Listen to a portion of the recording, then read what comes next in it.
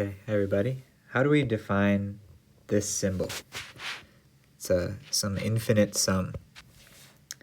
So part A, given a sequence C sub n,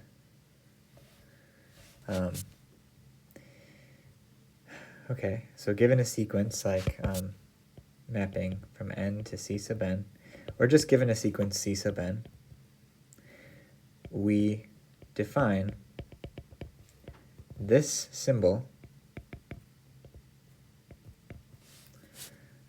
by using another sequence.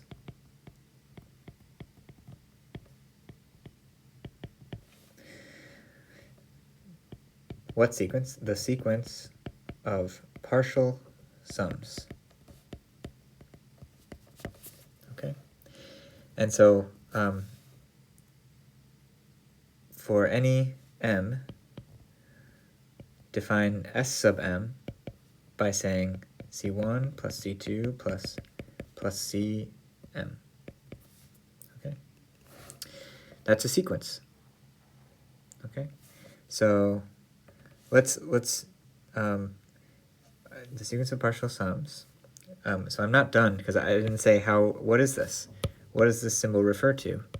Then this symbol refers to the limit of the sequence of partial sums. Okay, so then this sequence, so if this sequence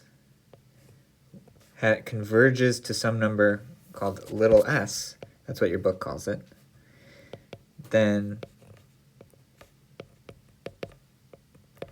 this symbol is just that limit.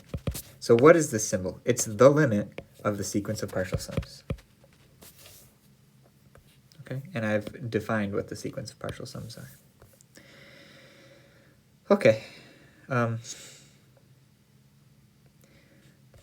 Now, let's do an example. Explicitly demonstrate the first 6 elements of the sequence of partial sums for this. Okay, so part B.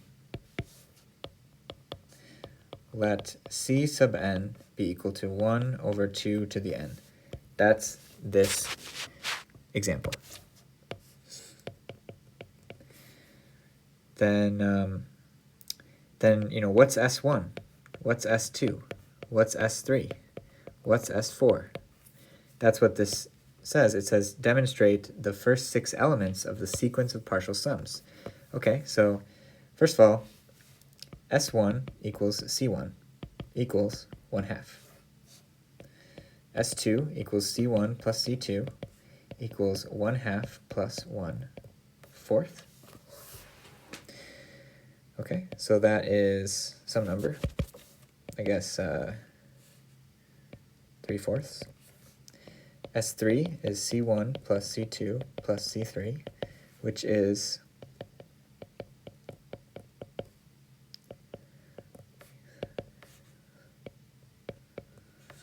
7/8. S4 equals C1 plus C2 plus C3 plus C4 plus C5 plus C6. Wait, S4. Only up to C4. And I add them up and I get, well, these first 3 are here. So I get 7/8 plus the 4th one, which is, plug in n equals 4 and I get 1/16. And if I get a common denominator, okay, and now I can just guess the rest. S5 equals what? And